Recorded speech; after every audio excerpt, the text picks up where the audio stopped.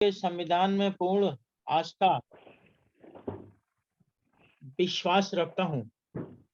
यह कि मेरा उद्देश्य किसी भी राजनीतिक दल की विचारधारा का समर्थन या विरोध करना नहीं है।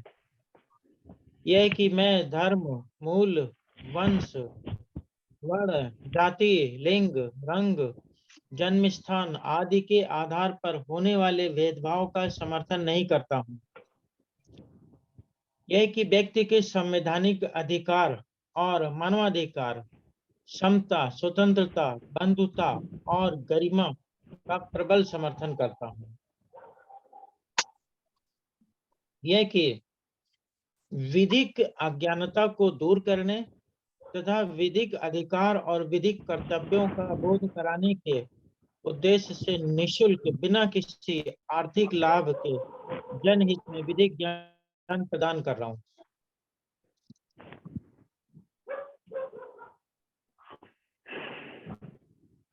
राष्ट्रीय बौद्ध महासभा के संस्थापक एवं पूर्व एमएलसी माननीय धर्म प्रकाश भारती बौद्ध जी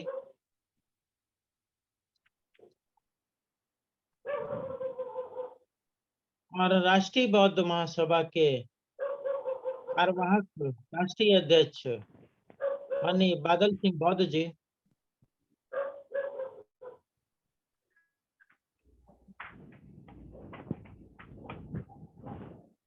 और आज की इस संवैधानिक वेबिनार की अध्यक्षता कर रहे एडवोकेट सिद्धांत गौतम जी, प्रदेश प्रभारी दिल्ली आरबीएम राष्ट्रीय बौद्ध महासभा और संचालन कर रहे माननीय संचालक महोदय माननीय एनएस भारती जी, प्रदेश कोषाध्यक्ष मध्य प्रदेश आरबीएम।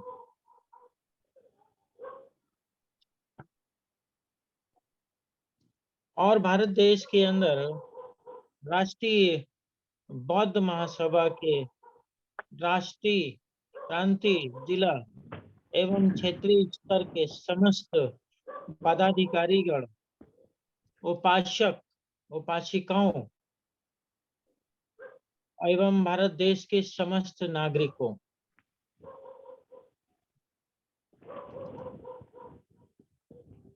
जैसा कि भारत के संविधान के संदर्भ में राष्ट्रीय बौद्ध महासभा के द्वारा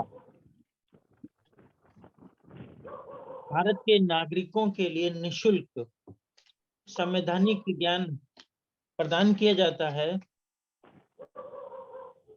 और उसी श्रृंखला में आज अनुच्छेद 163 जो कि डिस्कस किया जाना है, राष्ट्रीय बौद्ध महासभा के द्वारा भारत देश के अंदर जो विधिक साक्षरता के उद्देश्य से भारत में संविधान की जानकारी प्रदान करने का संकल्प लिया गया है, उस संकल्प को दृष्टिगत रखते हुए मैं भारत के संविधान की जानकारियां भारत के नागरिकों को प्रदान करने का प्रयास कर रहा हूं। थोड़ा सा पीछे से चलते हैं। हम पिछले लेक्चर्स में अनुच्छेद 152 के संबंध में चर्चा कर चुके हैं, जिसमें राज्य के संबंध में बताया गया है। अनुच्छेद 153 पर चर्चा कर चुके हैं, जिसमें बताया गया है कि प्रत्येक राज्य में एक राज्यपाल होगा। अनुच्छेद 154 पे चर्चा कर चुके हैं, जिसमें राज्य की कार्यपालिका शक्ति के संबंध में बताया गया। अनुच्छेद 155 पे चर्चा कर चुके हैं, जिसमें राज्यपाल की नियुक्ति के संबंध में बताया गया है। अनुच्छेद 156 राज्यपाल की पदावधि के संबंध में, अनुच्छेद 157 राज्यपाल होने के लिए क्या अर्हताएं चाहिए, क्या योग्यताएं चाहिए, इस संबंध में भी चर्चा हो चुकी है। अनुच्छेद 158 राज्यपाल पद के लिए क्या शर्तें होनी चाहिए। अनुच्छेद 159 राज्यपाल द्वारा शपथ के लिए क्या फॉर्मेट होता है, शपथ कैसे ली जानी है, इस संबंध में चर्चा हो चुकी है। इस तरीके से अनुच्छेद 160 में कुछ आकस्मिकताओं के दौर में राज्यपाल को शक्तियां जो प्रदान की गई हैं, राष्ट्रपति को जो है शक्तियां दी गई हैं, किस तरीके से विधि का निर्माण कर सकते हैं। इस तरीके से जो है हम लोग राज्यपाल की शक्तियों का, राज्यपाल की नियुक्ति का, राज्यपाल की योग्यता का, राज्यपाल के लिए क्या एक बोलते एक हैं, आर्टिकल समझाते हैं बोलते जी, ये बनाते बताया हैं, जा स्लाइड चुका बनाते हैं, है। स्लाइड पे पूरा लिखते हैं और आर्टिकल का। जो है एक आर्टिकल 163 राज्यपाल को सहायता और सलाह देने के लिए मंत्रिपरिषद। तो आज जो हम लोग को डिस्कस करना है वो राज्यपाल को सहायता और सलाह देने के लिए मंत्रिपरिषद। जैसा कि मैं पिछले लेक्चर में बता चुका हूं कि राज्यपाल जो है राज्य की जो कार्यपालिका की शक्ति होती है वह राज्यपाल में निहित होती है। और राज्यपाल के जो अधिकारी और प्राधिकारी होते हैं उनके माध्यम से राज्यपाल अपनी कार्यपालिका शक्ति का उपयोग करते हैं। और राज्यपाल के जो अधिकारी और प्राधिकारी होते हैं उस शब्द के अंतर्गत मंत्रिपरिषद भी शामिल है। तो अब यहाँ पर राज्यपाल को सहायता और सलाह देने के लिए मंत्रिपरिषद के संबंध में आर्टिकल 163 स्पष्ट करता है। आर्टिकल 163 एक कहता है कि राज्यपाल को उसके कार्यों के अभ्यास में सहायता और सलाह देने के लिए मुख्यमंत्री के साथ एक मंत्री परिषद होगी। कहने का मतलब है कि जो ये मंत्रिमंडल होता है या मंत्री परिषद होती है जिसमें चीफ मिनिस्टर और उसके मंत्री गण शामिल होते हैं, वह राज्यपाल को सहायता प्रदान करेंगे और सलाह देंगे। इसके कि वह इस संविधान द्वारा इसके तहत अपने कार्यों या किसी भी कार्य को करने के लिए आवश्यक है उन्हें अपने विवेक से वो शक्तियां प्रदान करेंगे। तो यहाँ पर अनुच्छेद 163 जो है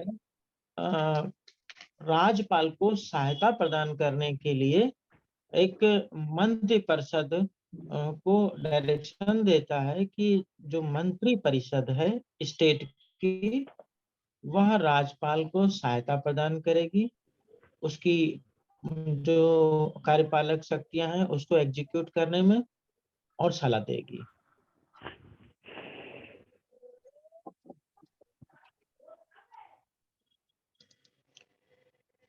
अब अनुच्छेद 163(2) में बताया गया है कि यदि कोई प्रश्न उठता है कि क्या कोई मामला ऐसा है या नहीं जिसके संबंध में राज्यपाल को इस संविधान के तहत या इसके तहत अपने विवेक से कार्य करने की आवश्यकता है, तो राज्यपाल का अपने विवेक से निर्णय अंतिम होगा और की वैधता राज्यपाल द्वारा किया गया कोई भी कार्य इस आधार पर प्रश्नगत नहीं होगा कि उसे अपने विवेक से कार्य करना चाहिए था या नहीं करना चाहिए था। तो यहाँ पर पावर की बात है। अनुच्छेद 163(1) के अंदर यह प्रावधानित किया गया कि राज्यपाल को सहायता प्रदान करने के लिए और उसे सलाह देने के लिए एक मंत्रि परिषद होगा जो उसे सहायता प्रदान करेगा और सलाह देगा। आर्टिकल 163(1) में यह व्यक्त किया गया। अब ये तो हो गया, काम हो गया कि भाई ठीक है, राज्यपाल को अपना कार्यपालक शक्ति का उपयोग करना है तो वह जो है मंत्रिपरिषद की सलाह ले लेंगे, मंत्रिपरिषद की सहायता से काम करेंगे। परंतु इतना ही काफी नहीं है। रूल ऑफ लॉ के अंतर्गत, विधि के शासन के अंतर्गत और भी परिस्थितियां उत्पन्न होती हैं।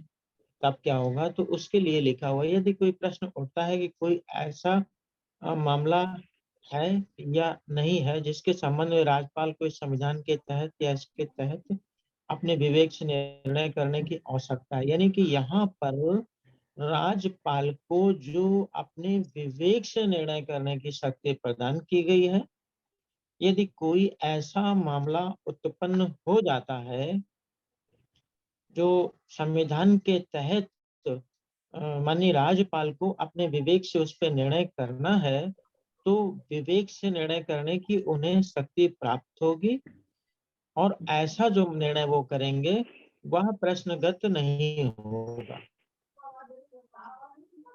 लेकिन इसका मतलब ये नहीं है कि विवेकी शक्ति संविधान के इतर है, संविधान के ही दायरे में रहेगा।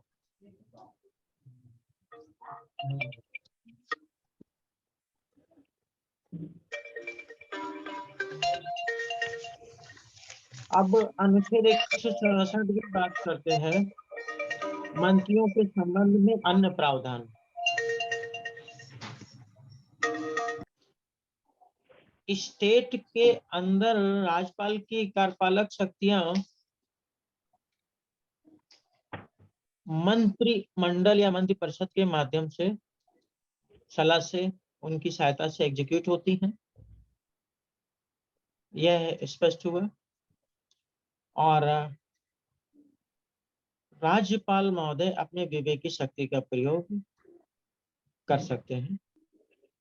यदि कोई ऐसा मामला हो जाता है संवैधानिक, तो वह उनका विवेकी शक्ति द्वारा लिया गया निर्णय प्रश्नगत नहीं है। ये अनुच्छेद 163 में हमने समझा।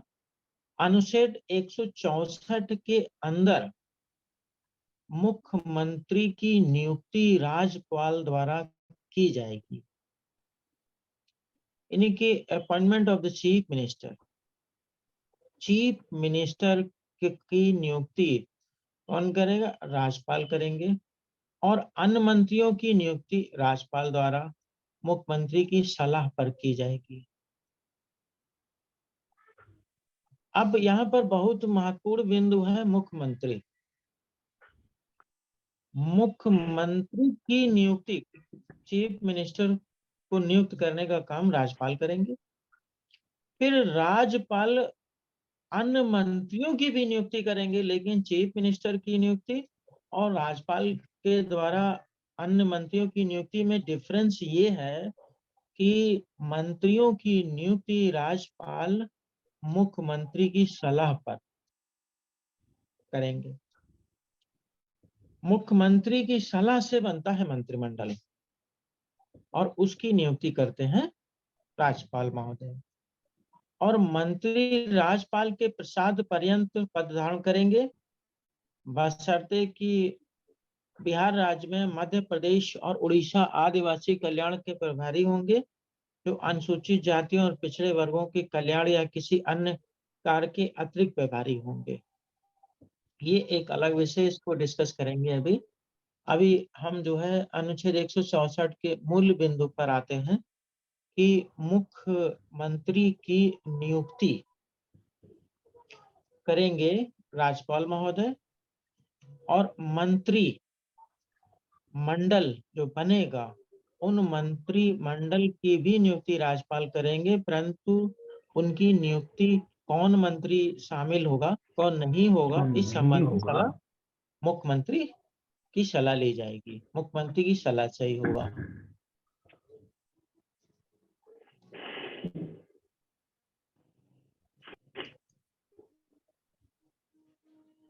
अनुच्छेद 164 के अंतर्गत जो है प्रावधान है 2 कि मंत्री परिषद राज्य की विधानसभा के प्रति सामूहिक रूप से उत्तरदायी होगी। अब जो कैबिनेट बन रही है, मंत्री परिषद बन रही है, मिनिस्टर काउंसिल ऑफ मिनिस्टर्स, तो वह विधानसभा के प्रति उत्तरदायी होगी। न कि वह राज्यपाल के प्रति उत्तरदायी होगी, न वो मुख्यमंत्री के प्रति उत्तरदायी होगी, न वह अपनी जिस पार्टी से जीत के है उसके प्रति उत्तरदायी होगी, वह उत्तरदायी होगी विधानसभा के प्रति। और विधानसभा से आशय क्या है?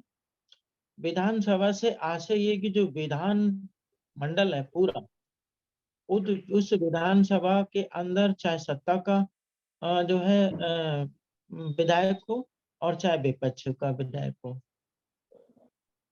इन पूरी की पूरी विधानसभा के प्रति मंत्रिपरिषद उत्तरदायी होगी। उस उत्तरदायी होने से आशय क्या है कि जो भी मंत्री परिषद है वह विधानसभा के प्रति जवाबदेह होगी। जवाबदेह से आशय क्या है कि विधानसभा के अंदर मान लीजिए कोई विधायक जीत के जाता है, निर्दलीय, किसी भी पार्टी से नहीं है, तो वह सवाल पूछेगा तो उसका जवाब भी जो है मंत्रिपरिषद को देना होगा, क्योंकि विधानसभा का वह मेंबर है। इस प्रकार से विधानसभा के अंदर कोई भी सदस्य, कोई भी जो है पूरी विधानसभा के अंदर कोई भी जो है आवश्यकता अनुसार आवश्यकता पड़ती है, यदि कोई जानकारी लेनी होती है तो विधान परिषद पूरी की पूरी राज्य की विधानसभा के प्रति उत्तरदायी होगी, उसे जवाब देना होगा। तो इस तरीके से मंत्री परिषद is accountable for the legislative. तो इसके बाद आगे आते हैं। तीसरा पॉइंट है, किसी मंत्री के अपने पद ग्रहण करने से पहले राज्यपाल तीसरी अनुसूची में इस उद्देश्य के लिए निर्धारित प्रारूपों प्रपत्रों के अनुसार उसके पद और गोपनीयता की शपथ दिलाएंगे। तो यानी कि ये भी एक फॉर्मेट है, एक पैटर्न है कि शपथ कैसे दिलाई जाए।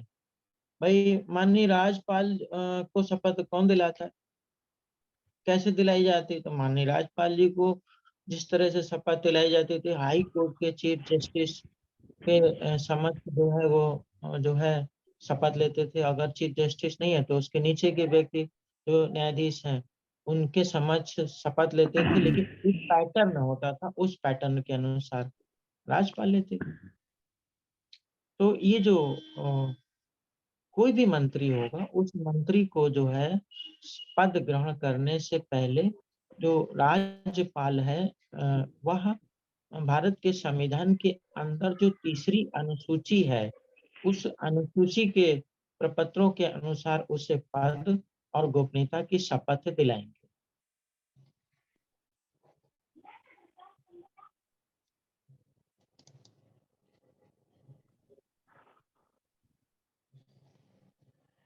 नेक्स्ट है, एक मंत्री जो लगातार 6 महीने की अवधि के लिए राज्य के विधानमंडल का सदस्य नहीं है,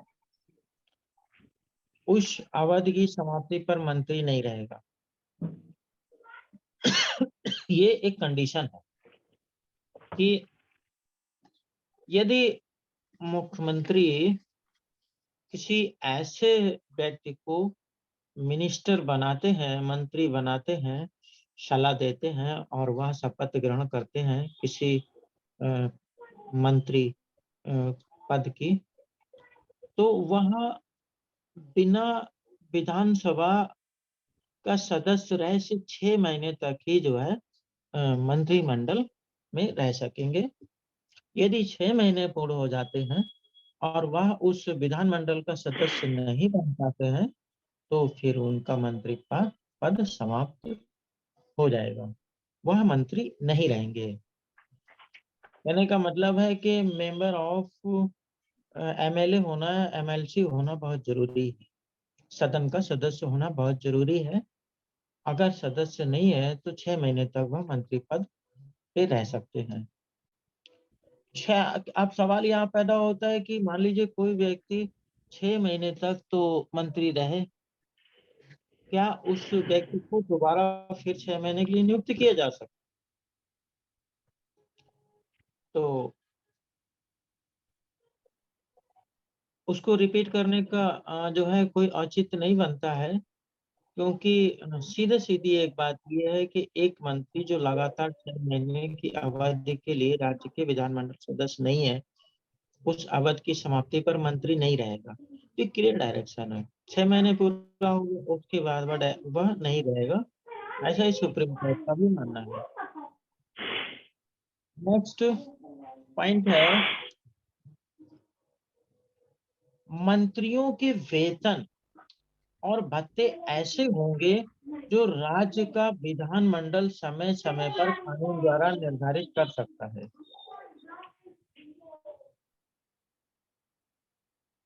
मतलब कि जो मंत्री हैं उनके वेतन कितने होंगे, उनका भत्ता कितना होगा, यह जो है राज्य का विधानमंडल खुद ही डिसाइड करेगा।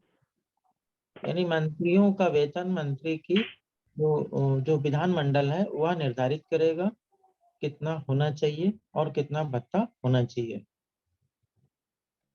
अब मान लीजिए कि विधानमंडल डिसाइड नहीं कर रहा है, तब क्या होगा? किन्हीं कारणों से मान लो जब तक कि विधानमंडल द्वारा इसको निर्धारित नहीं किया गया है, तब क्या होगा? तो जब तक राज्य का विधानमंडल ऐसा निर्धारित नहीं करता जैसा कि दूसरी अनुसूची में निर्दिष्ट है, महाधिवक्ता राज्य के द्वारा किया जाएगा। तो जो दूसरी अनुसूची में इसका फॉर्मेट दिया गया है, उसी के अनुसार जो है इसको वेतन भत्ते प्रदान किए जाते रहेंगे।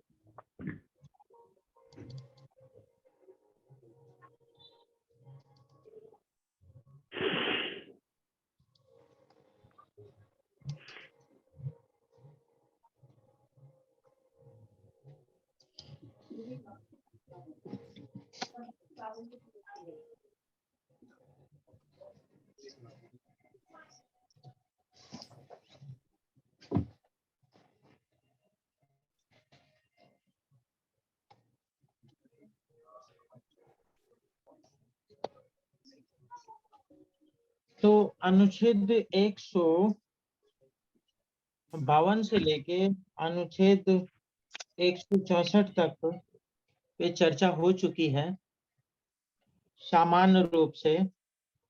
और अब अनुच्छेद 165 जो कि राज्य का महाधिवक्ता के संबंध में है, तो राज्य के महाधिवक्ता का जो टॉपिक है वो एक अलग टॉपिक है। अब हम लोग जो है अनुच्छेद 152 से लेके अनुच्छेद 164 तक के विषय में जो है चर्चा कर सकते हैं। अनुच्छेद 152 से लेकर अनुच्छेद 164 तक राज्यपाल के संबंध में था, राज्य की कार्यपालिका के संबंध में था, और उस पर जो है हम लोग डिस्कशन कर चुके हैं। अब राज्यपाल का टॉपिक कंप्लीट हो गया है। महाधिवक्ता के टॉपिक पर हमको नेक्स्ट वीक में जाना है। तो अब जो है अनुच्छेद 152 से लेके 164 तक के बीच में डिस्कशन कर सकते हैं। अगर कोई सवाल है तो पूछ सकते हैं। अगर कहें तो मैं इसको फिर से पूरा का पूरा चाहे तो समझा सकता हूँ, पूरा 152 से लेके शॉर्ट में। अगर कोई सवाल है तो उसको आप पूछ सकते हैं। 152 से लेके 164 के बीच में जो क्लियर नहीं हुआ है उसको क्लियर कर दिया।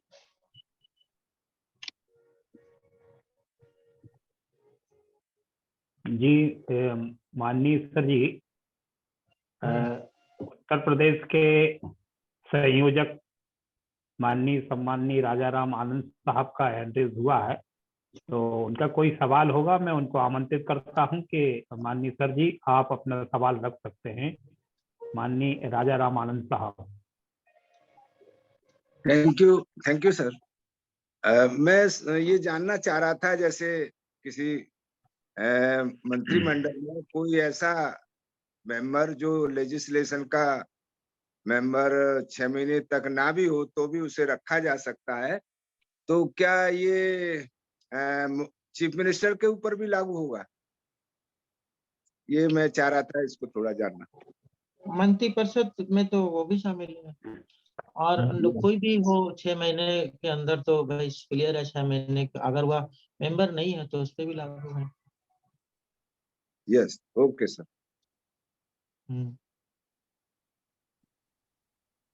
चीफ मिनिस्टर और मंत्रिपरिषद का प्रमुख होता है ना। हाँ बोलिए नेक्स्ट। जी प्रोफेसर साहब, अभी कई विधानसभाओं ने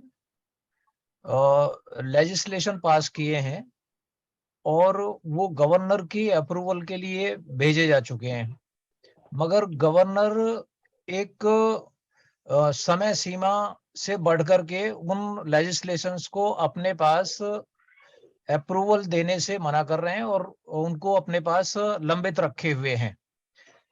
ये कई राज्यों में ऐसा है, तो कितनी समय सीमा है कि राज्यपाल अपने पास उस लेजिस्लेशन को कितने समय तक लंबित रख सकते हैं?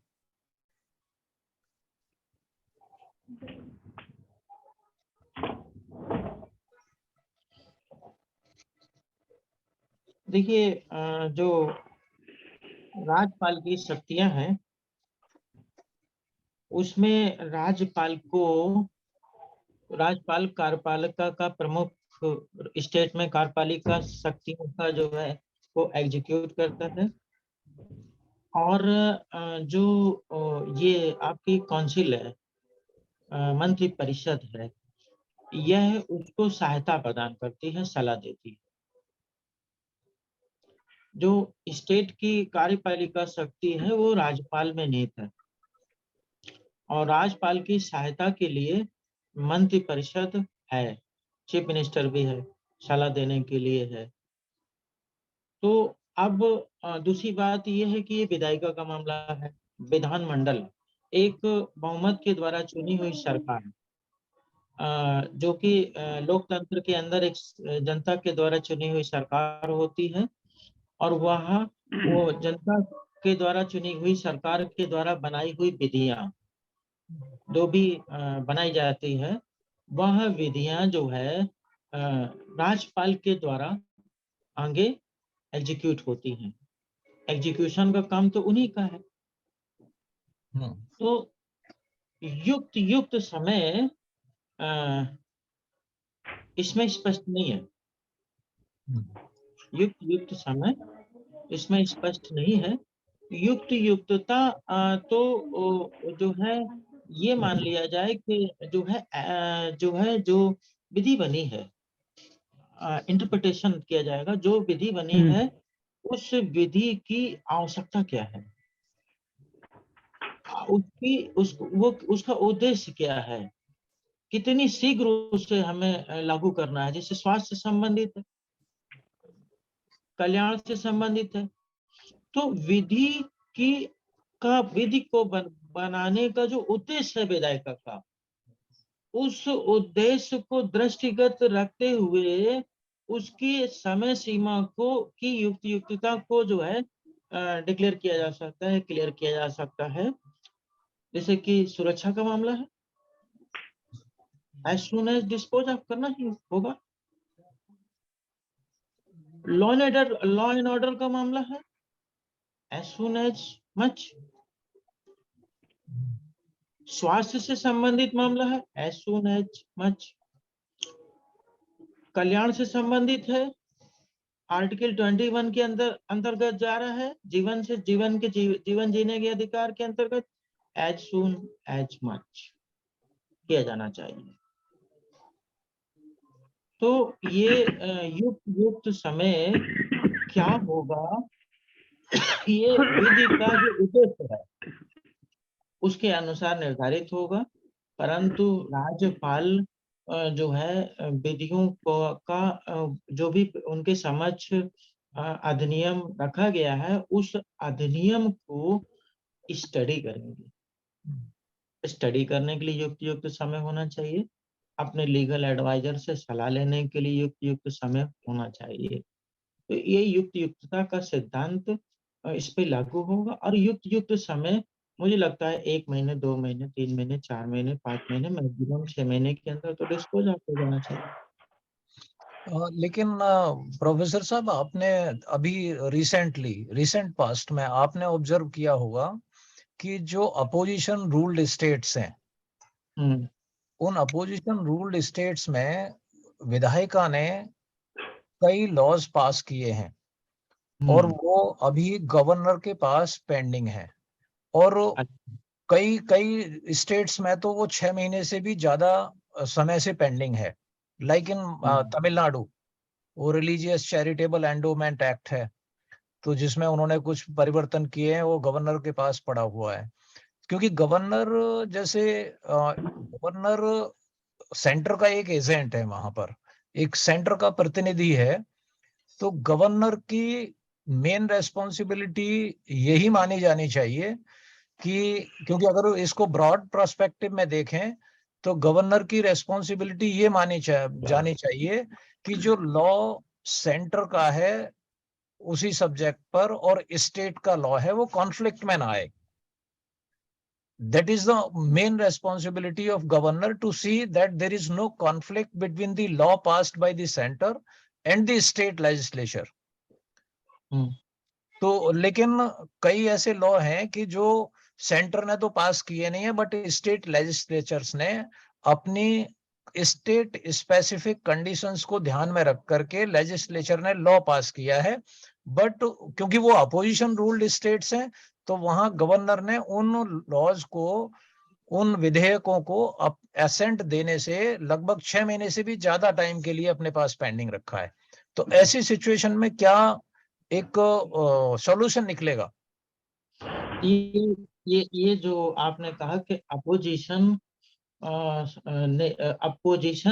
जो स्टेट्स हैं वहां पर ये समस्या खड़ी हो रही है जी, यानी कि जो सरकार है, जिस पार्टी की सरकार है उस पार्टी के राज्यों में ये समस्या नहीं खड़ी हो रही है, बल्कि ये समस्या उन राज्यों में खड़ी हो रही है जिसमें जो है अपोजिट पार्टी की सरकार। जी बिल्कुल। तो ये एक राजनीतिक इशू है, यह एक राजनीतिक मामला है, राजनीतिक दृष्टि से ही इसका हल होगा, है ना? ये संवैधानिक इशू तो है ही, लेकिन ये एक राजनीतिक इशू है, इसका समाधान राजनीतिक स्तर से ही होगा। और इसका जो है, अगर मैं राजनीतिक व्यक्ति होता, मान लो कल्पना कर लीजिए 2 मिनट के लिए कि मैं राजनीतिक व्यक्ति हूँ, मैं देश का बड़ा सा नेता हूँ, राष्ट्रीय स्तर का नेता हूँ, सपोज करिए, तो इस मुद्दे को अगर आपका जो क्योंकि डेमोक्रेसी है, विधायिका के द्वारा बनाई हुई विधि का मतलब है कि उस प्रदेश की जनता के द्वारा बनाई हुई विधियां, जी, अगर वह संवैधानिक है, जैसे भारत के संविधान के अनुच्छेद 13 की बात करें, तो भारत के संविधान के अनुच्छेद 13 में साफ साफ लिखा है कि राज्य कोई ऐसी विधि नहीं बनाएगा जो भाग 3 में दिए गए अधिकारों को छीनती हो या न्यून करती हो, रिस्ट्रिक्ट करता। भारत का संविधान ही कहता है कि राज्य कोई ऐसी विधि नहीं बनाएगा जो भाग 3 में दिए गए अधिकारों को छीनती हो या न्यून करती हो। धोखे से भी अगर ऐसी विधि बन जाती है या उस विधि के अंदर कोई एक सेक्शन आ जाता है या उस सेक्शन के अंदर एक सेंटेंस आ जाता है, तो वह शून्य होगी। और अगर वह पूरी विधि भाग 3 से असंगत है तो शून्य होगी। और अगर उसके अंदर एक शब्द आ जाता है, एक सेंटेंस आ जाता है जो भाग 3 से यानी फंडामेंटल राइट से असंगत है, तो वह शून्य करनी है, अब वह पृथक कर दिया जाएगा उतना भाग। ये आर्टिकल 13 कह रहा है, ठीक है। तो अब ये जो अधिकार संविधान ने दिया हुआ है कि विधायिका से अपेक्षा की जाती है कि वह ऐसी विधियां बनाए जो संविधान के संबंध में संविधान सम्मत हो, संविधान विरोधी नहीं हो। तो अब इस बिंदु पर अगर ऑब्जर्वेशन चालू होता है, माननीय राज्यपाल ऑब्जर्व कर रहे हैं कि भाई ये आर्टिकल 13 सब प्लस 2 का उल्लंघन तो नहीं हो रहा कहीं पे इसमें, और उस आधार पे मामला फंसता है, तो वो फिर लीगल है, फिर वो सुप्रीम कोर्ट डिसाइड करेगा, क्योंकि इंटरप्रिटेशन ऑफ द लॉ की जो पावर है वो न्यायालय को है। हाई कोर्ट 226 में जाएंगे, हाई कोर्ट 226 में जाएंगे, और फिर उधर 32 में जाएंगे, फंडामेंटल राइट्स का अगर मामला होता है तो या जो है स्पेशल जो है रिट के माध्यम से जाएंगे। तो जो है जो लॉ है उसका इंटरप्रिटेशन तो न्यायालय को ही करना है, परंतु आपकी जो बनाई हुई विधियां हैं, मतलब किसी स्टेट के द्वारा बनाई हुई विधि आर्टिकल 13 का उल्लंघन नहीं करती, आर्टिकल 14 का उल्लंघन नहीं करती, आर्टिकल 15 का उल्लंघन नहीं करती, 16 का उल्लंघन नहीं करती है, वो भाग 3 के से जो है इतर नहीं है, वह संविधान से भी इतर नहीं है, और वह उस स्टेट के लिए नितांत आवश्यक है। उसके अभाव में जो है जनता सफर कर सकती है, उसके अभाव में राज्य के अंदर लॉ एंड ऑर्डर की समस्या खड़ी हो सकती है, उसके अभाव में जो है स्वास्थ्य की समस्या खड़ी हो सकती है, क्योंकि हम किसी स्पेसिफिक लॉ की बात नहीं कर रहे हैं, हम एक ऐसी विधि की कल्पना कर रहे हैं जो रुकी हुई है वहां पर जो है आपके हिसाब से, क्योंकि मेरे पास केस तो है नहीं, केस में देख भी नहीं रहा, मैं तो सिर्फ लॉ को एक्सप्लेन कर रहा हूँ। तो वैसी स्थिति में अगर गवर्नर साहब रोक के रखे हुए हैं, और अगर जो है आपके पास दो ही रास्ते हैं, फिर गवर्नर साहब को परसों करिए, गवर्नर साहब से जवाब दीजिए, और जवाब लेने के बाद जो है अगर आप पॉलिटिकल हैं तो गवर्नर साहब से जवाब लीजिए, रीजन बताएंगे, अगर आप रीजन से संतुष्ट हैं तो ठीक है, नहीं तो गो इन द कोर्ट, है ना। और अगर जो है वहां से भी आप वहां नहीं जाना चाहते तो जनता की अदालत है, फिर जनता के बीच में जाइए और उद्देश्य बताइए कि हम इस उद्देश्य से ये कानून लाना चाहते हैं, परंतु जो है ये इस वजह से अटका हुआ है, जो कि संवैधानिक है। तो फाइनल जजमेंट तो जनता ही करती है ना, फाइनल जजमेंट तो जनता ही करती है। लोकतंत्र है, एक government by the people, of the people, for the people, जनता के द्वारा, जनता के लिए, जनता से बनी हुई सरकार है, और जनता की आकांक्षाओं के विरुद्ध राज्यपाल भी नहीं जाएंगे, क्योंकि ये जो विधि की बात आप कर रहे हैं कि कोई ऐसी कल्पना कर रहे हैं जो विधि संविधान सम्मत है, जनता के द्वारा बनी हुई है, जनता की आकांक्षाओं को, आकांक्षाएं उसमें शामिल है, जनता के वेलफेयर के लिए बनी हुई है, तो वैसी स्थिति में उसको रोकने का कोई औचित्य कारण नहीं बनता है। और अगर फिर भी रुकी हुई है, अयुक्त तरीके से रुकी हुई है, तो फिर जनता के बीच में जाइए, मीडिया में जाइए, है ना, न्यायालय में जाइए, जैसे अभी धरना है, प्रदर्शन है, आंदोलन है, ये सब यही रास्ते बनते हैं, क्योंकि जो है यही सब कारणों से तो क्रांतियां पैदा होती हैं। रूल ऑफ लॉ क्यों रखा गया है, कानून का राज इसलिए रखा गया है ताकि कानून सर्वोपरि हो, संविधान सर्वोपरि हो, व्यक्ति सर्वोपरि नहीं। संविधान सबसे बड़ा है, संविधान से बड़ा कोई नहीं, और जब कोई व्यक्ति संविधान से बड़ा बनने लगता है तो उस देश में रूल ऑफ लॉ खत्म होता है। फिर क्या होता है, असंतोष पैदा होता है, धरने पैदा होते हैं, आंदोलन पैदा होता है, क्रांतियां पैदा होती हैं, चाहे वो फ्रांस की क्रांति 1789 में हुई, चाहे अंग्रेजों के विरुद्ध भारत के अंदर हुई। तो जो है ये तो हालात और परिस्थितियों के अनुसार ऐसी स्थितियां उत्पन्न होती हैं, परंतु हमारा संविधान इतना बेहतरीन संविधान है, हमारे देश की न्यायपालिका है, हमारे देश की कार्यपालिका है, उस पर विचार करेगी और युक्त फैसला करेगी, ऐसी मैं अपेक्षा करता हूँ। यहाँ आपके सामने दो एग्जाम्पल हैं, एक तो वेस्ट बंगाल का और एक केरल का, जहां पर स्टेट गवर्नमेंट लॉ पास करती है, लेजिस्लेचर लॉ पास करती है, रिगार्डिंग यूनिवर्सिटीज, और गवर्नर उसको अपनी कंसेंट नहीं देते हैं, अप्रूवल नहीं देते हैं, और उसको बहुत लंबे समय तक लंबित रखा उन्होंने। और दोनों स्टेट गवर्नमेंट ने, दोनों स्टेट की लेजिस्लेचर्स ने एक लॉ पास कर दिया कि गवर्नर को ही उसकी चांसलर की पावर से ही खत्म कर दी। ठीक है। तो ये एक, और उसके खिलाफ अभी तक ना तो सेंटर कहीं जुडिशरी के पास गया है, और ना ही गवर्नर के इंस्टीट्यूशन ने उसको चैलेंज किया है।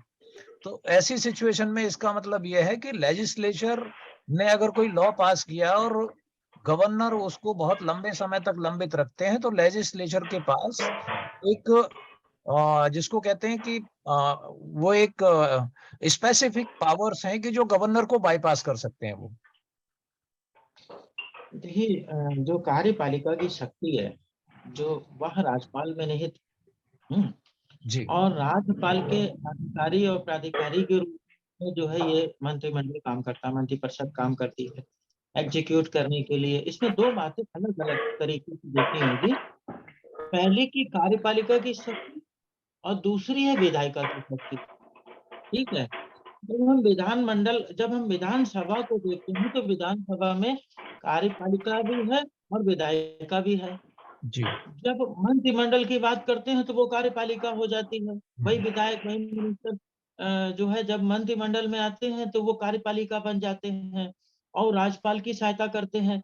और बाकी का जो हमारा पोर्शन है, जब वह विधि का निर्माण करते हैं तो विधायिका होते हैं। तो यहाँ पर विधि के सृजन की बात हो रही है। टू पार्ट है, विधि का सृजन हो रहा है शिक्षा के लिए। शिक्षा के लिए जो विधि बनाई गई है उस विधि का सृजन किया गया है, उस प्रदेश के जनता के द्वारा चुनी हुई विधायिका के द्वारा विधि का सृजन किया गया है। अब उसका एग्जीक्यूशन होना है। एग्जीक्यूशन यानी मंत्रिमंडल जो है राज्यपाल के माध्यम से उसको एग्जीक्यूट करेगा। एग्जीक्यूटिंग पावर की बात हो रही है। विधि तो बन गई है, विधि बन गई है, ठीक है। अब एग्जीक्यूट करने के लिए अगर जो अब यहाँ पर विधायिका जो है अपने स्टेट में विधि बनाने के लिए स्वतंत्र, स्टेट में स्टेट में विधानसभा अपनी विधि बनाने के लिए स्वतंत्र है, परंतु वो विधियां जो राज्य सूची में से प्राप्त है या समवर्ती सूची में प्राप्त है। ठीक है, क्लियर है। अब समवर्ती सूची में और राज्य सूची में जो है जो विधियां उसे विषय प्राप्त है, उस आधार पर वह विधि बना सकती है और बनाएगी, विधि बनाएगी और आगे लागू होगी। जी। ठीक है। अब क्या विधि बनती है, क्या आवश्यकता है, क्या परिस्थितियां हैं, जैसा समाज होता है वैसी विधि बनती है। ठीक है। जैसे कि एग्जाम्पल के रूप में मैं बताता हूं कि जब सती प्रथा भारत देश के अंदर थी तो सती प्रथा एक विधि थी। एक स्त्री का पति जब मर जाता था तो उस स्त्री को अपने पति के साथ सती हो जाना होता था, आग में अपने शरीर को जला देना होता था। उसमें एक संस्कार होता था, संस्कार में सारे इष्ट देवी देवता सब याद किए जाते थे, ढोल नगाड़े बजते थे, सारे देवी देवताओं के सम्मुख वह सती देवी बन करके उस आग के बीच में प्रविष्ट होकर के अपने जीवन को समाप्त कर देती। ठीक है। उस समाज में वो जो प्रथा थी मान्य थी, जैसा समाज होता वैसी विधि होती है। ठीक। आज की क्या स्थिति है, आज भारत के संविधान में अनुच्छेद 21 है, जीवन जीने का अधिकार देता, मर भी नहीं सकते जी। मरना भी चाहे तो मर नहीं सकते, है ना। और वहां पे क्या था कि मरना जरूरी है, पति नहीं रहा तुम भी मरो। तो जैसा जैसा समाज होता है वैसी विधियां विधि बनती है। बंगाल के अंदर जब एक छोटी सी बच्ची को उसके पति के मरने के बाद उसकी आग में डाल दिया गया, जलाया गया, जबरदस्ती बाहर भागी, फिर उसको धक्का मार के अंदर फेंका गया, फिर आई, फिर जबरदस्ती जला दिया गया। ये आवाज जो है बंगाल से निकल के ब्रिटिश भारत वहां तक गई, लंदन तक गई, वहां की पार्लियामेंट में गूंजी, और फिर उसके बाद से जो है अंग्रेजों के प्रयास से भारत में सती प्रथा जैसी कुप्रथाओं को दूर करने का प्रयास किया गया। तो मेरे कहने का मतलब जैसा समाज होता है वैसे विधि बनती है किसी प्रदेश के अंदर जिस तरह के लोग हैं, है ना, जी जिस तरह की मनोवृत्ति के लोग हैं उस तरह की विधानसभा विधि बना सकती है। जी नहीं बना सकती है। परंतु सबसे बड़ी समस्या क्या है, रोड़ा क्या है, रोड़ा ये है भारत का संविधान। भारत का संविधान एक तलवार लेके बैठा हुआ है और वो कहता है कि ये गलत है, इसको काट के अलग करो, इसको हटाओ, इसको हटाओ। पृथक्करण का सिद्धांत की बात कर रहा हूँ कि जो भी विधि संविधान के विरोध में उसको हटा देता है। तो संविधान ही वो मूल दस्तावेज है जो किसी राज्य की जनता को एक युक्त संवैधानिक विधि बनाने के लिए मजबूर करता है। अब राज्य की जनता यानी विधानमंडल द्वारा जो विधि बनाई गई है वो कितनी संवैधानिक है, इसकी जांच तो वहीं पे होगी। समस्या तो यही है, और उचित भी है।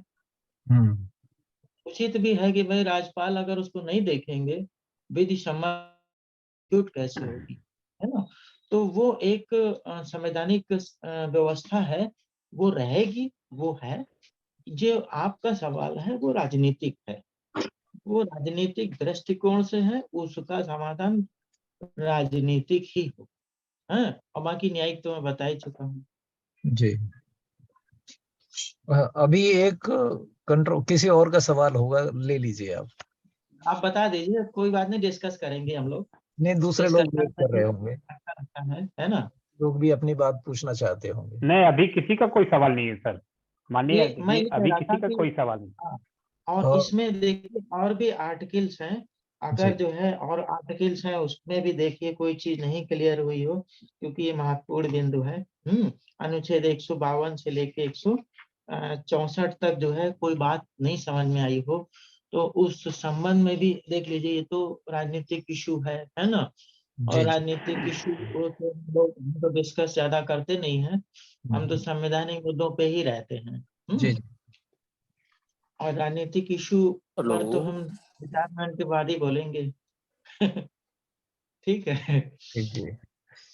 हाँ, यहाँ एक बात और निकल के आ रही है कि जैसे अभी तमिलनाडु में रिलीजियस चैरिटेबल एंडोमेंट पास किया डीएम के गवर्नमेंट ने 2021 में, और उसके तहत उन्होंने जो जितने भी रिलीजियस प्लेसेस हैं, स्पेशली टेम्पल, उन टेम्पल्स को गवर्नमेंट के अंडर में लिया है, और वहाँ जितने भी पुजारी हैं और जो अर्चक हैं उनका अपॉइंटमेंट स्टेट गवर्नमेंट ने किया है। अब जो सेंट्रल गवर्नमेंट है वो स्टेट गवर्नमेंट के इस एक्ट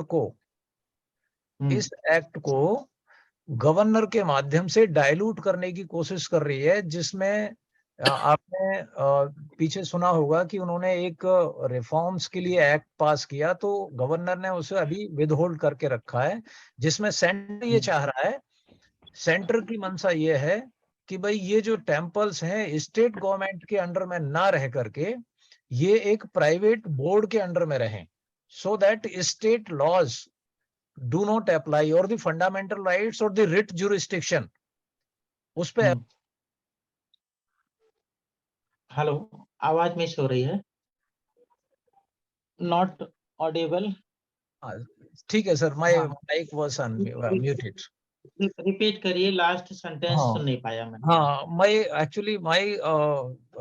सेंटेंस वाज दैट कि जो तमिलनाडु गवर्नमेंट है उसने रिलीजियस चैरिटेबल एंडोमेंट एक्ट पास किया और जो सारे रिलीजियस प्लेसेस थे उनको स्टेट के अंडर में ले लिया।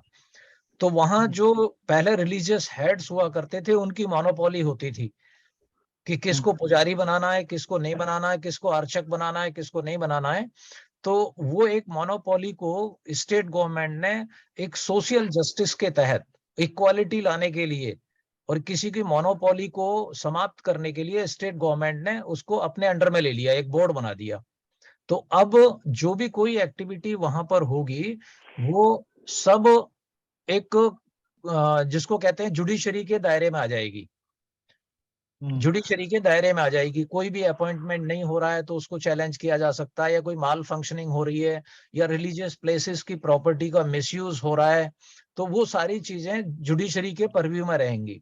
लेकिन जो सेंट्रल गवर्नमेंट है वो इस एक्ट के अगेंस्ट में स्टेट के गवर्नर को प्रोवोक कर रही है कि भाई इस एक्ट को नलीफाई करो, और जो भी रिफॉर्म्स लेकर के आ रही है स्टेट गवर्नमेंट उनको आप अप्रूवल मत दो। तो इसमें वो अगर मान लीजिए ऐसा हो जाता है कि वो प्राइवेट बोर्ड के अंडर में आ जाते हैं तो जुडिशरी का जो उसके ऊपर कंट्रोल है वो एकदम समाप्त हो जाएगा, जो रिट जुरिस्डिक्शन है वो चला जाएगा।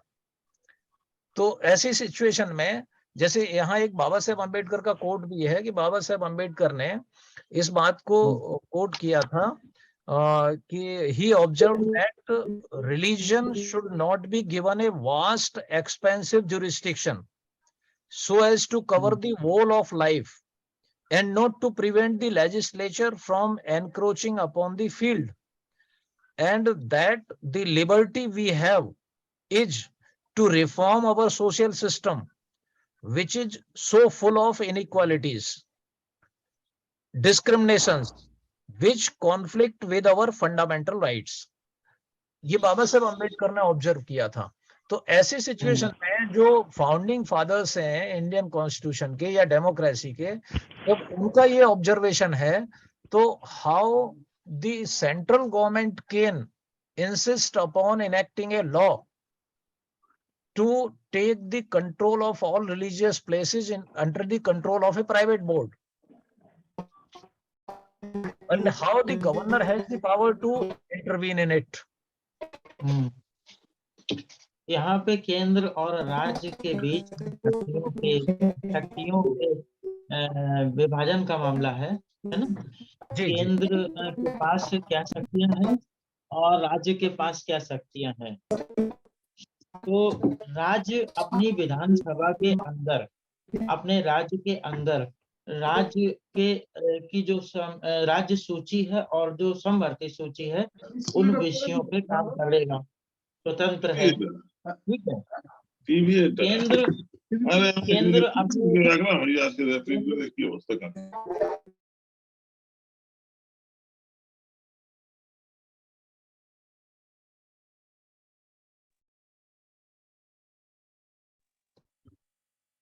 यदि डिस्प्यूट होता है तो न्यायालय द्वारा डिसाइड होगा।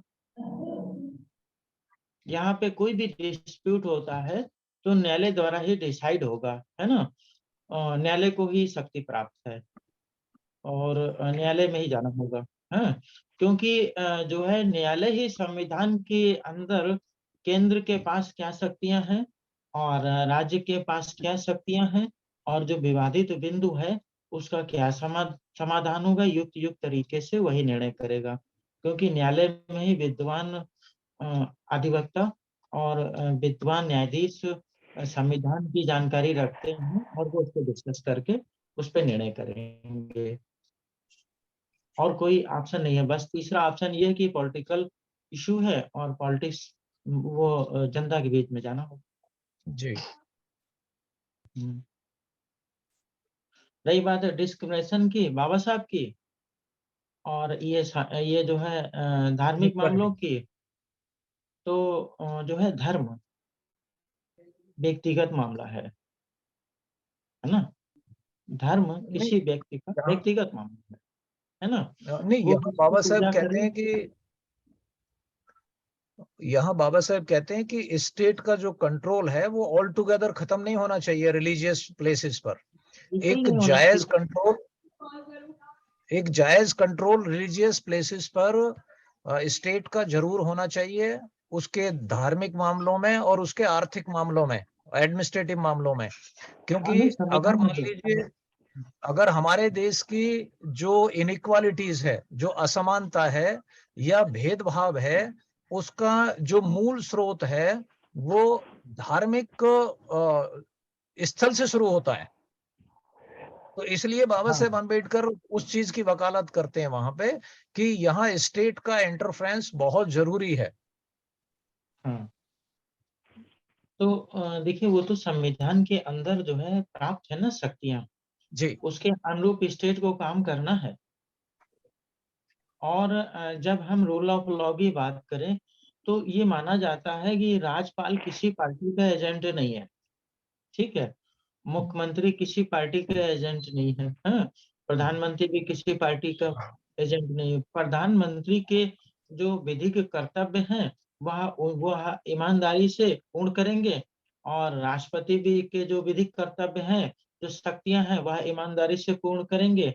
और ये जो है चीफ मिनिस्टर और राज्यपाल जितने भी पदाधिकारी हैं उनको जो है इस तरह से अपेक्षा की गई है कि वह संविधान की शपथ लेने के बाद संविधान के अंतर्गत दिए गए उपबंधों के अनुसार काम करेंगे।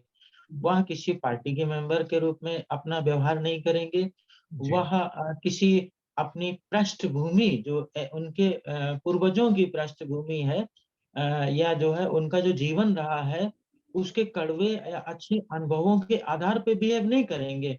जी। वहाँ संविधान की शपथ लेने के बाद संविधान के अनुरूप बिहेव करेंगे। ऐसा संविधान अपेक्षा अपेक्षा करता है। ऐसे ही न्यायपालिका से भी अपेक्षा करता है, और इसी अपेक्षा के साथ पूरा संवैधानिक जो है स्ट्रक्चर खड़ा हुआ। परंतु जब कोई न्यायाधीश जो है अपनी पृष्ठभूमि के अनुसार निर्णय करने लगे, हैं? जब कोई जो है पदाधिकारी अपनी पृष्ठभूमि के अनुसार निर्णय करने लगे, अपने धर्म के अनुसार निर्णय करने लगे, अपनी जाति के अनुसार निर्णय करने लगे, धर्म, मूल, वंश, जाति, जन्म स्थान इत्यादि के आधार पे विभेद करने लगे, तो वैसी स्थिति में वह अपने पद के अनुसार कार्य करता हुआ मेरी नजर में दिखता नहीं है।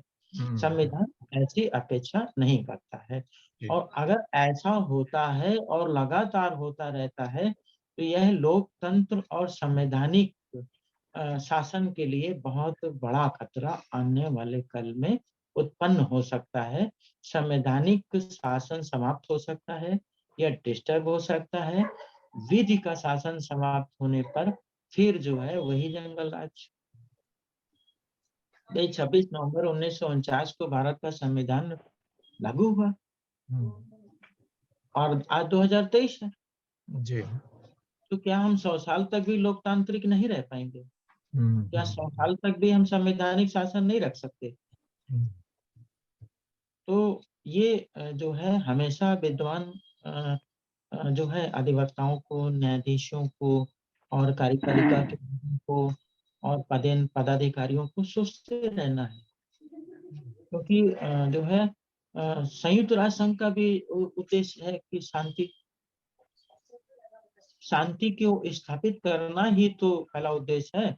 समता, स्वतंत्रता, बंधुता, न्याय, जो हमारे देश के संविधान की प्रियम्बल में लिखा हुआ है कि हम भारत के लोग भारत को एक संपूर्ण प्रभुत्व संपन्न कैसे बनेंगे? जब हम ताकतवर होंगे, हम यूनाइट होंगे। समाजवादी कैसे बनेंगे? जब सबके पास जो है जमीन हो, सबके पास जो है इनकम हो, सब अच्छे से खा रहे हो, सबकी अपनी गरिमा हो।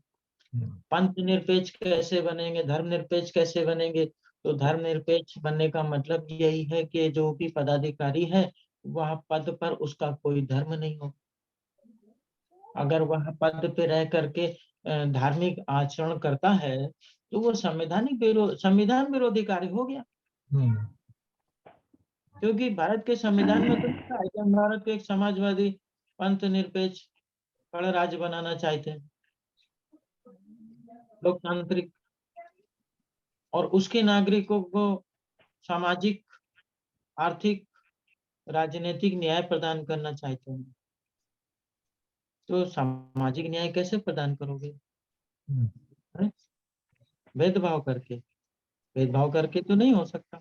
यहाँ प्रोफेसर साहब एक प्रश्न उठता है कि बहुत महत्वपूर्ण और बहुत ही चिंताजनक स्थिति पैदा हुई कि जब इस पंथ निरपेक्ष, धर्म निरपेक्ष भारत के माननीय प्रधानमंत्री जी ने राम मंदिर का शिलान्यास अपने हाथों से किया और वो केदारनाथ में जाकर के एक जिसको कहते हैं मठाधीश का भेष धारण करके वहां बैठ गए। तो ये एक सीधी, अगर इसको देखा जाए तो जो धर्मनिरपेक्ष भारत का संविधान है, इस व्यवस्था को सीधी चुनौती इस संवैधानिक पद पर आसीन हमारे माननीय प्रधानमंत्री जी ने दे दी, और जिसको विपक्ष ने भी आक्रामक तरीके से पार्लियामेंट में भी नहीं उठाया। तो देखिए, भारत के संविधान की प्रस्तावना में साफ साफ लिखा है कि हम भारत के लोग भारत को एक संपूर्ण प्रभुत्व संपन्न, समाजवादी, धर्मनिरपेक्ष, लोकतंत्रात्मक गण राज्य बनाने के लिए, तो माननीय प्रधानमंत्री भी भारत के नागरिक हैं जी, और उनका भी यही दायित्व है, उनका भी यही उद्देश्य है और होना भी चाहिए। तो अब यह सवाल पैदा होता है कि जब उन्होंने अयोध्या में राम मंदिर के कार्यक्रम में, निर्माण में शामिल हुए, तो क्या प्रधानमंत्री की हैसियत से शामिल हुए या व्यक्तिगत रूप से वह शामिल हुए?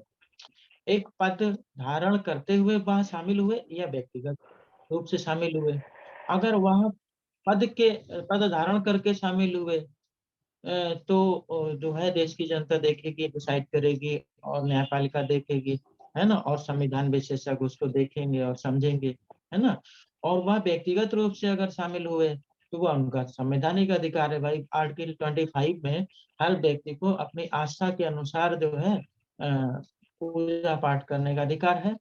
तो अब जो केदारनाथ की गुफा में अगर वह गए तो प्रधानमंत्री की हैसियत से गए या वह व्यक्तिगत अपनी हैसियत से गए? माननीय नरेंद्र मोदी की हैसियत से गए। तो आपको ये देखना होगा कि उस समय मुझे तो याद नहीं है और जानकारी भी अभी मेरे पास है नहीं, लेकिन धर्मनिरपेक्षता की बात है तो उस समय की हिस्टोरिकल चीजें आप देखिए, मीडिया ने क्या प्रधानमंत्री शब्द इस्तेमाल किया, क्या अखबारों में प्रधानमंत्री शब्द इस्तेमाल हुआ, क्या उन्होंने स्वयं प्रधानमंत्री अपने आप को प्रेजेंट किया? यहाँ तो और आपने देखा होगा, सॉरी मैं बीच में रोक रहा हूँ, देखिए तो यह एक डिवाइडिंग लाइन है कि आपने दो शब्द बहुत अच्छे तरीके से आपने इसका विश्लेषण किया है कि मेरी व्यक्तिगत आस्था है, व्यक्तिगत आस्था, और व्यक्तिगत तौर पर मैं कहीं भी किसी भी धार्मिक स्थल पर जा सकता हूँ, एक पर्सनली व्यक्तिगत तौर पर। और जब मैं व्यक्तिगत तौर पर जाऊंगा तो जो इस राज्य के जो साधन हैं, राज्य का ना मैं हेलीकॉप्टर इस्तेमाल करूंगा, मैं ना राज्य का जहाज इस्तेमाल करूंगा, मैं न राज्य की सिक्योरिटी इस्तेमाल करूंगा, और ना ही मैं जिस पद पर आसीन हूँ उस पद से भी मेरा संबोधन नहीं होगा। मैं ये जो है और मतलब वो जो है मीडिया ग्लेयर में नहीं आना चाहिए। नहीं, ये हमारा संवैधानिक इशू नहीं है। हम जी, सिर्फ धर्मनिरपेक्षता को इंटरप्रिटेशन कर सकते हैं। जी, धर्मनिरपेक्षता से आशय यह है कि जो है हमें धर्म सापेक्ष बिहेव नहीं करना है। भारत के अंदर बौद्ध हैं, सिख हैं, जैन हैं, पारसी हैं, इस्लाम है और हिंदू धर्म भी है। तो ऐसी स्थिति में सभी धर्मों का समान रूप से आदर हो, सभी लोगों को लगे कि आप हमारा यहाँ पे सम्मान है, हमारा जो है सभी देश के नागरिकों को किसी भी प्रकार से जो है हर्ट ना हो। तो 42वें संविधान संशोधन के द्वारा धर्मनिरपेक्षता यानी सेकुलर शब्द को इंसर्ट किया गया है भारत की संविधान की प्रस्तावना के अंदर। उसका उद्देश्य यही है कि धर्मवाद से अलग हटके सरकार का आचरण कैसा हो। सरकार से आशय है राज्य का आशय, जो भारत के संविधान के अनुच्छेद 12 में राज्य शब्द को समझाया गया है कि केंद्र की सरकार और संसद, केंद्र की सरकार और संसद राज्यों की विधानसभा और राज्य की सरकार और प्राधिकारी एवं अन्य प्राधिकारी, ये सब राज्य की परिभाषा में बताए गए हैं। तो राज्य का आचरण जो है कैसा होना चाहिए एक पद पर रहते हुए। तो राज्य का आचरण जो है सभी धर्मों के प्रति समान होना चाहिए, किसी भी धर्म के प्रति नकारात्मक नहीं होना चाहिए, पहली बात। दूसरी बात, पद पे रहते हुए कोई धार्मिक आचरण होना ही नहीं चाहिए, जी क्योंकि किसी भी पद का, जैसे मान लीजिए कोई व्यक्ति आज जो है राष्ट्रपति बन जाए, हाँ, या प्रधानमंत्री बन जाए। मान लीजिए कोई व्यक्ति ए है जो प्रधानमंत्री बन गया और मुस्लिम धर्म से है, तो वह मुस्लिम धर्म के अनुसार फिर आचरण चालू करेगा, तो फिर हर उद्घाटन में जो है फातिहा होगी, कलमा पढ़ा जाएगा, आयतें पढ़ी जाएंगी, नमाज पढ़ी जाएगी, हैं? और अगर कोई बौद्धिस्ट जो है प्रधानमंत्री बन गया तो फिर वंदना होगी, हैं? पंचशील होगा, हैं? और अगर जो है कोई ईसाई बन गया तो उनके अनुसार होगा। तो अगर कोई हिंदू बन गया तो फिर जो है हिंदू के अनुसार होगा। तो प्रधानमंत्री का पद ना हिंदू होता है, ना मुस्लिम होता है, ना ईसाई होता है, ना सिख होता है, ना बौद्ध होता है, वो ना जैन होता है। यह जी। एक पद होता है, यहाँ यह एक आपके पद सामने होता है। कई एग्जाम्पल हैं आपके सामने। एक और तो पद का कोई धर्म नहीं होता, जी पद का कोई धर्म नहीं होता। मैं एक शिक्षक हूँ। शिक्षक यानी टीचर, असिस्टेंट प्रोफेसर एक पद है हमारा। तो यह पद ना हिंदू है, ना मुस्लिम है, ना सिख है, ना ईसाई है, ना बौद्धिस्ट है, ना जैनिज है। मैं पद पे जब हूँ ड्यूटी के दौरान, तो मुझसे यह अपेक्षा की जाती है कि मैं अपने पद पर किसी प्रकार से धार्मिक प्रभाव न आने दूं। ठीक है, मेरा कर्तव्य जो है सभी स्टूडेंट्स के प्रति समान होना चाहिए। मैं उसके धर्म को, उसकी जाति को, उसके लिंग को, उसके रंग को, उसकी आर्थिक स्थिति को बिल्कुल ना देखूं। मैं तो बिल्कुल नहीं जाऊं। मेरी नजर में सभी स्टूडेंट, हिंदू हो, मुस्लिम हो, सिख हो, ईसाई हो, बौद्धिस्ट हो, जैनिक हो, सब बराबर, सभी के प्रति समान आचरण होना चाहिए। यही तो धर्मनिरपेक्ष शक्ति। हम ठीक लोगों है, के सामने कई बार ये चुनौती आई है, पूरे देश के सामने, और संविधान को ये चुनौती आई है। चाहे वो अयोध्या का मसला हो, चाहे वो अमरनाथ की गुफा का मसला हो, या राफेल विमान का उद्घाटन हो डिफेंस मिनिस्टर के द्वारा फ्रांस में नींबू मिर्ची के साथ में, या पार्लियामेंट हाउस जो नया बना है उसका उद्घाटन हो। अभी ये 3-4 चीजें पूरे देश के सामने इरादे के साथ में की गई, और उसका संकेत कहीं ना कहीं आप समझ सकते हैं कि जिस दिशा में राष्ट्र को जो लोग जो घोषित करना चाहते हैं उसकी भूमिका तो नहीं रखी जा रही है कहीं। अब ये तो पॉलिटिकल सवाल है। I can't say anything about this. जी मैं ये कहूंगा कि सेकुलर शब्द पे एक डिबेट करा ली जाए अलग से, हैं? जी बिल्कुल और उसमें संविधान विशेषज्ञ और अच्छे अधिवक्ता और अगर भूतपूर्व न्यायाधीश मिल जाए, हैं? जी तो उनको जो है इनवाइट करके सेकुलर शब्द पे एक आप जो है वेबिनार करिए, है ना? जी और फिर उस वेबिनार में जो है विद्वान व्यक्ति आएंगे और हमारे देश के अंदर के सारे नागरिक जो अधिक से अधिक जुड़ सकते हैं वो जुड़ेंगे। और वहां पर सेकुलर शब्द पर जो है केस लाज के माध्यम से डिस्कशन होगा, किस केस में क्या बताया गया अरे है और किस केस में क्या है। तो वहां पर जो है फिर हमारे ख्याल से उस पर ज्यादा जो है हमारे देश के नागरिकों को लाभ प्राप्त होगा। कार्यपालिका, न्यायपालिका और विधायिका को भी जो है उस वेबिनार से कुछ मुझे लगता है अचीव होगा, जी जानकारियां प्राप्त होंगी। जी जी है। हम तो अभी यहाँ पर संवैधानिक बिंदुओं पर ही चर्चा करना चाहते हैं। और बाकी जो है देखिए बहुत सारे इशू हैं देश के अंदर, उस पर अलग से प्लेटफॉर्म पर चर्चा हो सकती है, हैं? हमारा उद्देश्य क्या है कि जो है जो आपकी पीड़ा है ना, आपकी जो पीड़ा है कि देश के नागरिकों को संविधान की जानकारी नहीं है ना।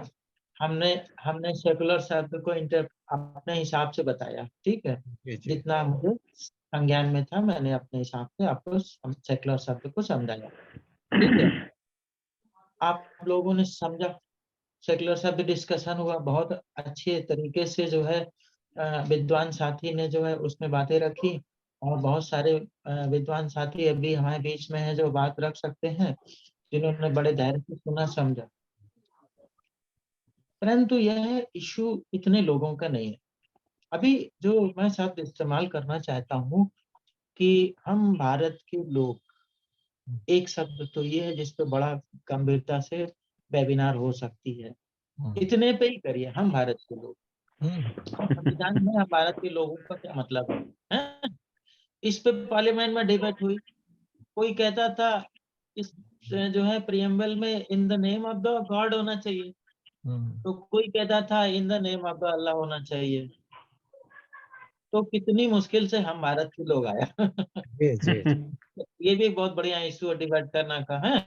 रखिए, दूसरा ये है इशू कि हम भारत के लोग भारत को समाजवादी, धर्मनिरपेक्ष, तो समाजवादी और पंथ निरपेक्ष और संप्रभुत्व संपन्न भी बहुत महत्वपूर्ण है, क्योंकि संप्रभुता क्या होती है? सॉवरेनिटी, है ना? क्या श्रीलंका हमारे देश में घुस गया? क्या चीन हमारे देश में घुस गया? क्या पाकिस्तान हमारे देश में घुस गया? हमारी संप्रभुता कितनी सुरक्षित है? क्या हम चीन में घुस गए? क्या हम श्रीलंका में घुस गए? क्या हम पाकिस्तान में घुस गए? तो ये जो संप्रभुत्व संपन्न बोला गया, संप्रभुता, इस पर वेबिनार हो सके। और सबसे महत्वपूर्ण बिंदु है लोकतांत्रिक, जी लोकतंत्र, व्हाट इज डेमोक्रेसी। कम से कम ये 2 घंटे की वेबिनार डेमोक्रेसी शब्द पे हो सकती है, क्योंकि डेमोक्रेसी क्या है देश की जनता को पता नहीं, संप्रभुता क्या है देश की जनता को पता नहीं, गणराज्य, what is the difference between democracy and Republic, देश की जनता को पता नहीं। 26 जनवरी कहते हैं, बताओ। हाँ? आज क्या है? 26 जनवरी है। हाँ? 26 जनवरी को क्या हुआ था? भारत में संविधान लागू हुआ था। ये बहुत 26 जनवरी को जो है भारत के अंदर जो है संविधान लागू हुआ, तो उसको कहते हैं मिठाई का दिन। तो जो है व्हाट इज 15 अगस्त क्या है? स्वतंत्रता दिवस, है ना? तो दूसरी बात है कि 26 जनवरी यानी 26 नवंबर 1949 को जो भारत के संविधान को अधिकृत अधिनियमित जनवरी 1950 को पूर्ण रूप से लागू हुआ, तो रिपब्लिक हुआ, है ना? तो रिपब्लिक शब्द पे होना चाहिए कम से कम 2 घंटे 3 घंटे की, और विद्वान लोगों को बैठा करके ऐसा कुछ एक और रख लीजिए, हफ्ते में 1 दिन और, जो एक बिंदु पर डिस्कशन हो, विद्वान लोगों को रख के। तो वो जो उसमें जो आपका वीडियो तैयार होगा जो डिस्कशन का, है ना, उसको आप पूरे देश के नागरिकों में शेयर करिए। देखिए, बार बार जो है हमें वेबिनार और सेमिनार में टूल्स नहीं तैयार करने हैं, एक बार बढ़िया डिस्कशन हो जाए अच्छे अधिवक्ता विद्वान न्यायाधीशों के बीच में, और फिर उसको आप जो है पूरे देश के नागरिकों में पूरी ताकत शेयर करने में लगाइए। जी तो देश की जनता को पता चलेगा कि हम भारत के लोग क्या हैं, गणतंत्र क्या है, सेकुलर क्या है, समाजवादी शब्द क्या है, और निरपेक्ष क्या है, ये सारी चीजों का पता चले। ये करीब 1 साल का प्रोसेस है, ठीक। तो ये तो हो गया हम कैसा भारत बनाना चाहते हैं, ये इन बिंदुओं को हमें भारत में लाना है। फिर भारत के नागरिकों को क्या क्या मिला? क्या भारत के नागरिकों को सामाजिक न्याय मिला? न्याय पे चर्चा करिए, एक बिंदु सिर्फ सामाजिक न्याय पर गहराई से डीप में जा करके, जी है ना?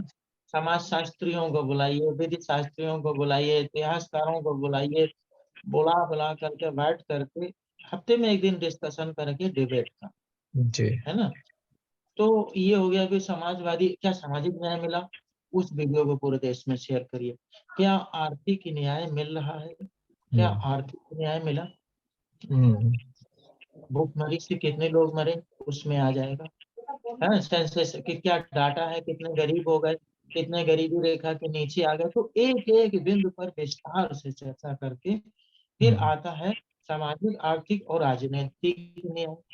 क्या राजनीतिक न्याय मिला, राइट टू रिकॉल वोट, जनता को अपने वोट देने का अधिकार है ना, लेकिन वापस लेने का नहीं। जनता के बीच में जो है प्रतिनिधि मुखौटा लगा के आते हैं, आप कौन है, मैं भाई कोरी हूँ, ठीक है, मैं कौन हूँ, प्राउड ऑफ चमार, proud of Kashi, proud of ये, प्राउड ऑफ, है, करके आते हैं, वोट लेते हैं, और फिर उसके बाद जो है चले जाते हैं। वो रिप्रेजेंटेटिव हमारे बनने चाहिए, वो बन जाते हैं पार्टी के रिप्रेजेंटेटिव।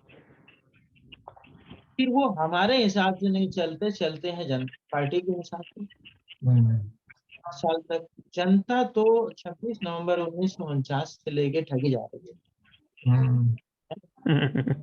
ठगी जा रही है ना। वो कहते नहीं, रास्ते का पत्थर किस्मत ने मुझे बना दिया, जो भी निकला एक ठोकर मुझे लगा दिया। हर पार्टी का विधायक, हर पार्टी का मिनिस्टर जनता को ठगी रहा है, ऐसा मुझे लगता है। मेरा अपना अनुभव कहता है। तो इसका समाधान क्या है, इसका समाधान ये है कि भाई जो है, हमें अगर वोट देके विधायक बनाने का अधिकार है, तो हमें वोट वापस लेके उसे विधायक ना बनाने का भी अधिकार होना चाहिए। हम अपने घर में एक नौकर रखें, कुक, खाना बनाने के लिए, ठीक है, और उसने कहा मुझे 10,000 रुपए सैलरी चाहिए, हमने कहा ठीक है 8,000 दूंगा, उन्होंने कहा ठीक है आ जाओ। काम चालू कर दिया उसने, पहले दिन पराठा बनाया, उसमें इतना नमक झोंक दिया, सब्जी बनाई उसमें इतनी मिर्ची झोंक दी। अब हम उसे हटाना चाहते हैं तो हटा देंगे, भाई तुमने खाना सही नहीं बनाया इसलिए हम तुम्हें हटा रहे हैं, है ना, your work is not good, आपको हटा रहे हैं। तो जब हम नियुक्त कर सकते हैं तो हम हटा भी सकते हैं। हम जनता जनार्दन है, हम तुम्हें चुनाव जिता सकते हैं, हम तुम्हें विधायक बना सकते हैं, तुम विधायक से तुम्हें वापस भी ले सकते हैं, हमारे पास राइट टू वोट होना चाहिए। अगर हमें अपने वोट वापस लेने का अधिकार हो, ठीक है, तो किस विधायक की हिम्मत है जो जो जनता को नेग्लेक्ट करके चला जाए। यस, राइट टू वो रिकॉल पार्टी के हिसाब से चलेगा, अगर वह पार्टी के हिसाब से चलेगा तो जनता उसको विधायक नहीं रहने देगी। तो अब वह आपकी शिक्षा के विषय में सोचने के लिए मजबूर होगा, तब वह आपके स्वास्थ्य के विषय में सोचने के लिए मजबूर होगा, तब वहाँ विधानसभा और लोकसभा के अंदर जो है अपने क्षेत्र की जनता की आवाज बुलंद करके अगर जो है उसने काम नहीं किया तो उसको विधायक या मिनिस्टर या विधायक या सांसद बनने का अवसर समाप्त हो जाएगा। परंतु स्थिति यह है कि हम कुक तो नियुक्त कर दे रहे हैं, फिर जो वो बनाएगा वही हम खाएंगे। खीर में मिर्ची डाल रहा है तो भी हम बैठे खा रहे हैं, है ना, खीर में मिर्ची डाल रहा है तो भी हम खा रहे हैं, दाल में जो है गुड़ डाल रहा है तो भी हम खा रहे हैं, वो जैसा खाना बना रहा है हम वैसा खा रहे हैं। एक बार हमने उसको कुक नियुक्त कर दिया, 5 साल तक तो झेलेंगे। समझ रहे हैं? हमारी सर से आग्रह है कि समय निश्चित जो समय था उससे आधा घंटे से भी ज्यादा हो गया है, तो ये चर्चा का विषय बिल्कुल सर। तो ये ऐसे बहुत सारे देश के कल्याण के लिए मुद्दे हैं, और हो सकता है मैं गलत हूँ अपनी जगह, है ना, मुझे लगता है कि जो है वोट वापस लेने का अधिकार होना चाहिए। तो ऐसे मुद्दों के लिए डिस्कशन करने के लिए हम लोग एक विद्वान लोगों को बुला करके उसमें बैठ करके डिसाइड कर लें, और वो वीडियो जब पूरे देश के अंदर शेयर होगा, लोग उसे देखेंगे समझेंगे, तब पता चलेगा कि हम लोग भी इंटेलेक्चुअल क्लास की डिबेट Correct. और देश के लिए कितनी महत्वपूर्ण है ना। जी। तो और ये चलता रहेगा संविधान के अनुसार। तो इसमें मेरा मूल प्रश्न यही रहता है कि संविधान के अंदर जो आर्टिकल मैंने बताए, उस आर्टिकल में से जो बात समझ में आया है, प्रश्न करें और उसको हम क्लियर करें। जी। ठीक है, और हल्का-फुल्का मुद्दा चलता रहना चाहिए। ठीक है, अच्छा लगा। बहुत बहुत विद्वान साथी से बात हुई, तो बहुत अच्छा लगा। ऐसे विद्वानों की देश को आवश्यकता है जो सोच सके, समझ सके, बोल सके, कह सके। ठीक है, यहीं पे अपनी बात समाप्त करता हूँ। बहुत-बहुत धन्यवाद। आपने बड़ी ज़िम्मेदारी से सुना, टाइम दिया। ओके, जी, जय भीम। बहुत बहुत साधुवाद माननीय आरसी धीमान साहब, आपने बहुत अच्छी बातें बताई हैं। और एक खास बात माननीय अध्यक्ष जी के डिस्कशन में ये सामने आई है कि जो अगेंस्ट कॉन्स्टिट्यूशन जो भी निर्णय लिए जा रहे हैं, उससे इस देश की जनता शायद उस मात्रा में उतने बड़े पैमाने पर संज्ञान में नहीं है जो होना चाहिए। तो जो माननीय आरसी धीमान साहब ने आज जो प्रबोधन के दौरान ये बात बताई है कि इसका बड़े स्तर पे डिस्कशन होना चाहिए, वो देश की जनता इस चीज को देखे, तो शायद हो सकता है कि जो संवैधानिक जो प्रक्रियाएं हैं उन पे कहीं ना कहीं जनता सोचने को मजबूर होगी। ये बहुत अच्छा सजेशन है। और अब मैं, चूंकि समय बहुत अधिक हो चुका है, माननीय अध्यक्ष महोदय माननीय एडवोकेट सिद्धांत गौतम साहब से अनुरोध करूंगा कि आज के इस वेबिनार में अपना अध्यक्ष जी प्रबोधन प्रस्तुत करें। माननीय एडवोकेट सिद्धांत गौतम साहब। सम्यक संबुद्ध परम पूज्य बाबा साहेब अम्बेडकर, रहबर मान्यवर काशीराम जी और सभी महापुरुषों को नमन करते हुए संस्थापक आरबीएम परम आदरणीय धर्म प्रकाश भारतीय बौद्ध साहब और हमारे परम आदरणीय कार्यकारी अध्यक्ष बादल सिंह बौद्ध साहब, परम आदरणीय संचालक महोदय भारती साहब, और आज के संविधान वाचक प्रोफेसर आरसी धींगान साहब, परम आदरणीय राजाराम आनंद साहब और रमेश इंजीनियर साहब जो जम्मू से जुड़े हुए हैं, आज बहुत शांत बैठे हुए हैं, और उपस्थित मेरे सभी सम्मानित पदाधिकारियों और साथियों, आप सभी को मेरा नमः बुद्धाय, जय भीम। सम्मानित साथियों, आज बहुत शालीनता के साथ और बहुत ही विश्लेषणात्मक तरीके से प्रोफेसर साहब ने और बहुत महत्वपूर्ण आर्टिकल को आज डिस्कस किया है, जो कि आज का एक ज्वलंत विषय है, आज की भारतीय राजनीति का एक ज्वलंत विषय है। क्योंकि जो सेंटर में गवर्नमेंट है और स्टेट्स में गवर्नमेंट है, वहाँ स्टेट में जो सेंटर के द्वारा नियुक्त गवर्नर्स हैं, वो गवर्नर्स कहीं ना कहीं स्टेट गवर्नमेंट्स को डिस्टेबलाइज करने की कोशिश कर रहे हैं, और वो डिस्टेबलाइजेशन जो है वो एक डेमोक्रेसी के लिए डेंजर बनता चला जा रहा है। और वहाँ प्रोफेसर साहब ने एक बहुत बढ़िया संकेत दिया है कि एक पॉलिटिकल इशू है, कि बाबा साहेब अम्बेडकर भी कहते हैं कि पॉलिटिकल पावर मास्टर चाबी है, और ये मास्टर चाबी हासिल करने के लिए जो वोट की पावर है वो उसकी तरफ संकेत कर रहे हैं कि जिसके पास आज वोट की पावर है, जिसके पास आज पॉलिटिकल पावर है, वो सिस्टम को अपने हिसाब से रन कर सकता है, चाहे वो किसी चीज को डिस्टॉर्ट करके करे या उसे कंस्ट्रक्ट करके करे। आपने भी देखा होगा किस तरीके से भारत के जो आप देख रहे हैं कि अपना प्रियम्बल है, प्रियम्बल में और जो फंडामेंटल राइट्स हैं, जिसमें हमारा सीधा धर्मनिरपेक्ष भारत का निर्माण करना हमारा एक मूल उद्देश्य है, उद्देशिका कहती है, और उस उद्देशिका के विरुद्ध जाकर के भी बहुत सारी बातें इस देश में हो रही हैं। और अगर ऐसा होता है तो चाहे हम इस देश को बौद्धमय बनाने का जो सपना देख रहे हैं या जो प्रयास कर रहे हैं, उन प्रयासों पर साथ के साथ हमारी जो गवर्नमेंट है वो कहीं ना कहीं हमें एक चुनौती भी पेश कर रही है साथ के साथ। तो उस चुनौती का मुकाबला करने के लिए प्रोफेसर साहब ने बहुत बढ़िया संकेत दिया है कि भाई इट्स ए पॉलिटिकल क्वेश्चन। इस पॉलिटिकल पावर को कैप्चर करना भी हम लोगों के लिए उतना ही इम्पोर्टेंट है कि जितना भारत को बौद्ध में बनाना। मेरा बिल्कुल। आप सबके सामने मैं अभी जो तमिलनाडु में जो घटनाक्रम चल रहा है गवर्नर और स्टेट के बीच में, अभी बंगाल में और केरल में स्टेट और गवर्नर के बीच में जो टसल चल रहा है, जो टग ऑफ वार चल रहा है, वो अपने आप में इस देश के जनमानस को सोचने के लिए कहीं मजबूर कर रहा है। तो अगर मान लीजिए सेंट्रल गवर्नमेंट का गवर्नर के माध्यम से इतना बड़ा इंटरफ्रेंस अपोजिशन रूल्ड स्टेट्स में रहेगा तो शायद कहीं डेमोक्रेसी लड़खड़ा जाएगी। तो ऐसी परिस्थिति में ये जो आज का आर्टिकल था ये बहुत इंपॉर्टेंट आर्टिकल है।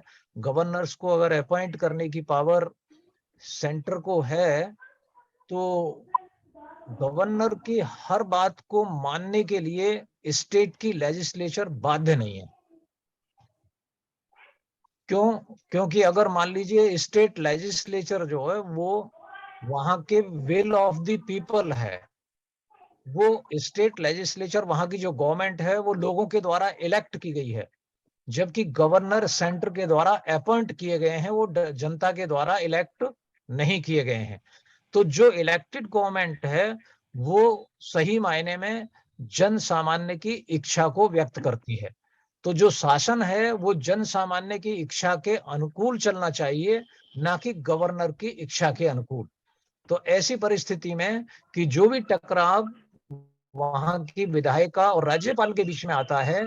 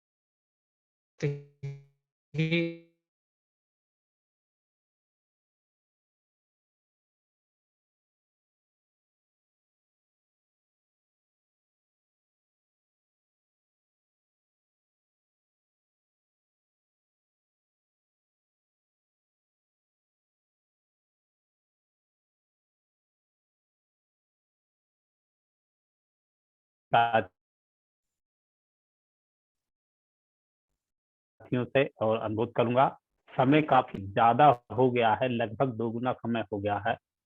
फिर भी यदि माननीय कार्यकारी अध्यक्ष महोदय या राष्ट्रीय अध्यक्ष महोदय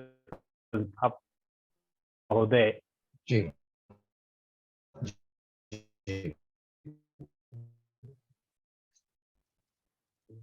वेबिनार में जुड़े हों तो मैं उनसे अनुरोध करता हूं कि वेबिनार में प्रस्तुत करेंगे माननीय राष्ट्रीय अध्यक्ष संस्थापक महोदय जी।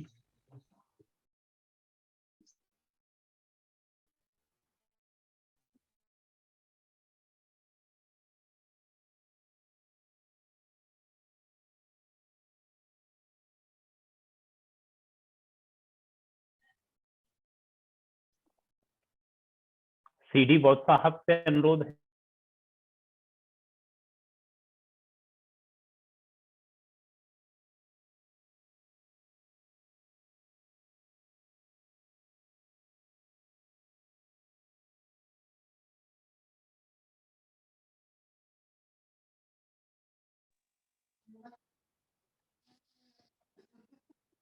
संचालन जी आवाज नहीं आ रही है।